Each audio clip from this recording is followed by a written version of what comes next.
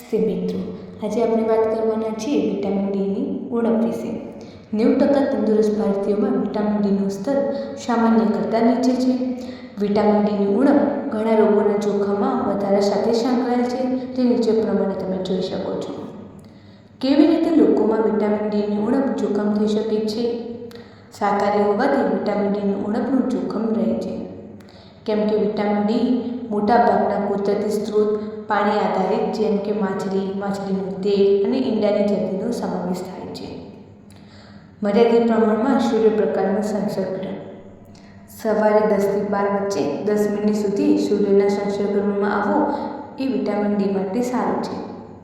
કાળી ત્વચા ધરાવતા લોકોને વિટામિન ડીની ઉણપનું જોખમ વધારે હોય છે, કેમ કે કાળી ત્વચા સૂર્યના સંસર્ગમાં ઓછું વિટામિન ડી બનાવે છે।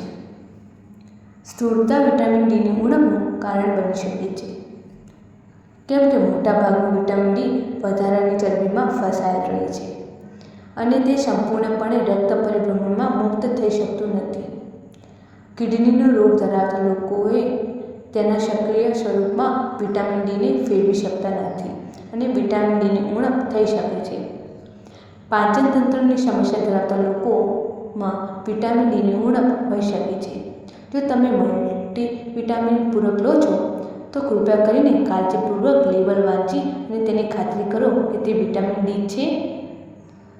વિટામિન ડી માટે એટલું જ અગત્યનું છે જેટલું જળ અથવા ખોરાક। તેની અછતને અવગણવી જોઈએ નહીં। જાગૃત રહો, તંદુરસ્ત રહો। આભાર।